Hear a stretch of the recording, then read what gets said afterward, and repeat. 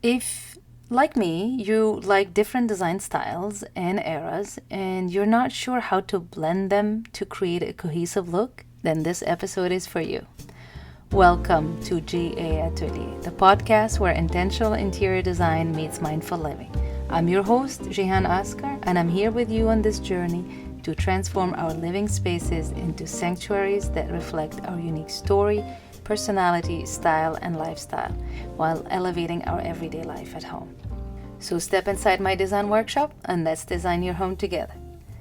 So, like I said, if you're like me and you don't feel like your design style fits in a neat box, or you just enjoy blending different styles and eras, then you might wonder, is it even possible to create a cohesive look in your home? What happens if we blend all of that?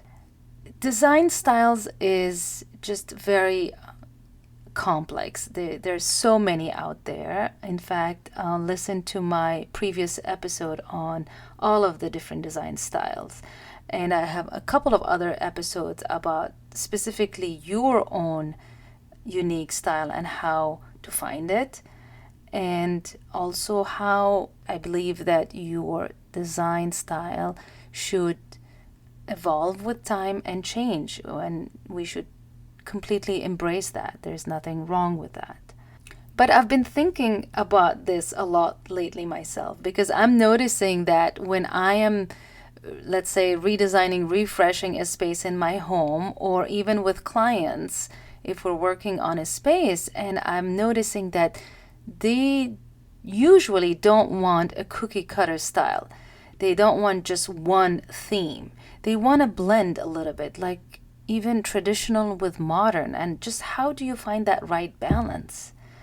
So, while it's most common to either stick to one design style or just mix a lot of them, the key at the end of the day is just to have a cohesive look.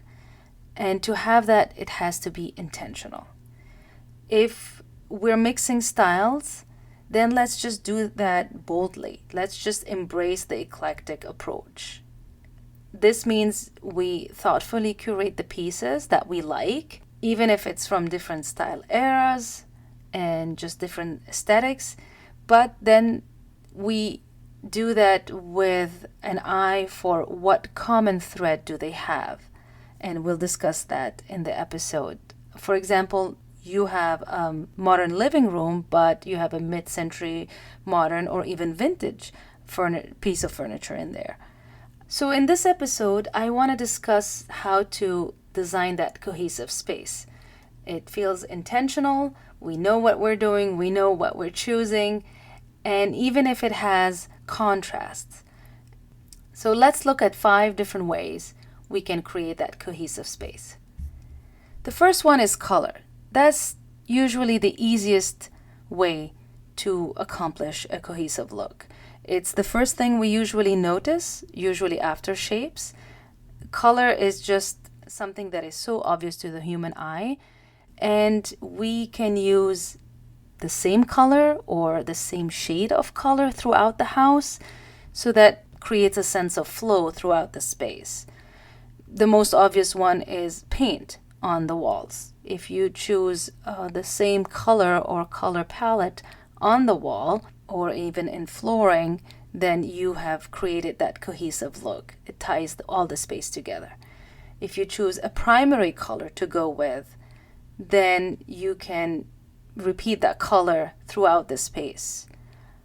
And if you don't have a very strong primary color, then you can have at least a color palette that you can use different shades from throughout this space. And then again, don't forget to add that contrast with accent colors, that pop of color that is a little bit different than the rest of the space. And you can use that in different rooms and repeat them to have that cohesive look.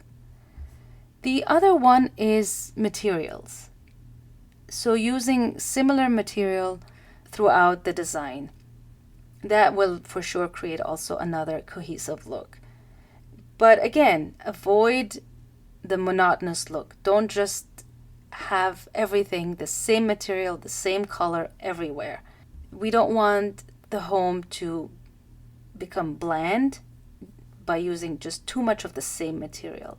Just add contrast. You can add that with the shape, the tone, the color, the pattern, the texture of the material itself.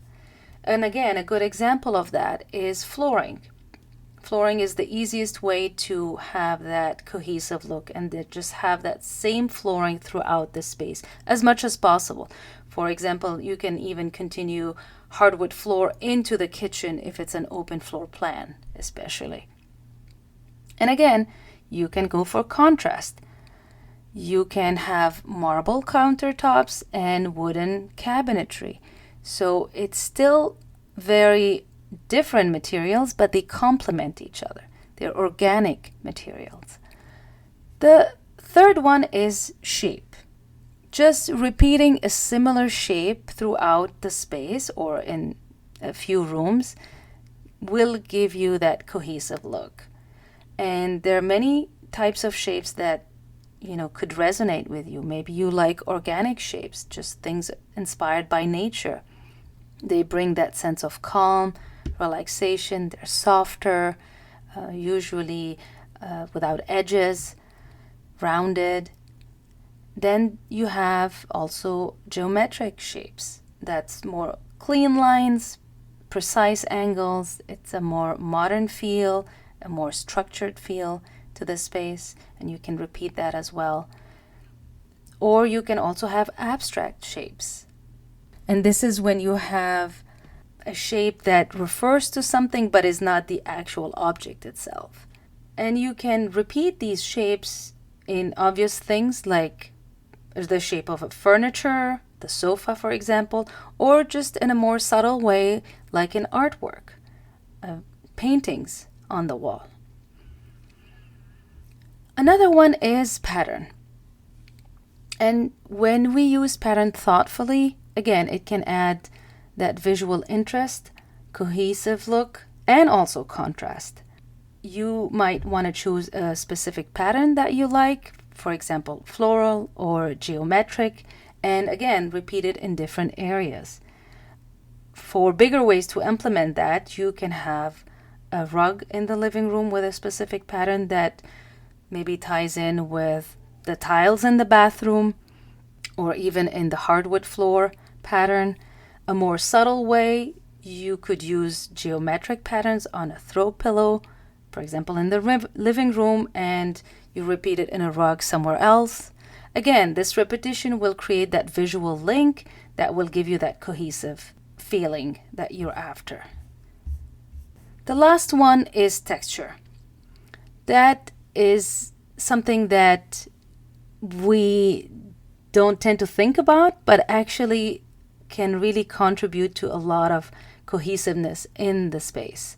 The finish of the material, whether it's gloss, satin, matte, you just should consider what you're choosing and what can you repeat throughout the space. A consistent finish, for example, when you're using different material. For example, you can use a matte finish for kitchen cabinetry and the finish also in the bathroom vanity or even bedroom furniture. Again, this subtle repetition of the same texture will add that unity to your design. But again, texture can also be mixed and match. They will add depth and interest if you contrast them a little bit. For example, you can pair a sleek and glossy surface with a soft textured fabric, maybe a glossy coffee table and a textured rug. So that contrast might look very different, but it's still cohesive. So creating a cohesive look in a space that blends multiple styles that you like is entirely possible, just with a little bit of a mindful approach when we're curating our objects and furniture and artwork. When we carefully consider the color, materials, shapes, patterns, textures, we can create a home that feels unique to our style and lifestyle. I think the goal is to create a space that feels cohesive and intentional, with a dash of contrast. So don't be afraid to mix and match. Just do it with a clear vision and purpose and mindfulness of what you want to achieve. I hope you found these ideas helpful and inspiring. If you enjoyed this episode, please follow the podcast, leave a review, or even share it with others. Thank you for joining my atelier. I'll see you in the next episode.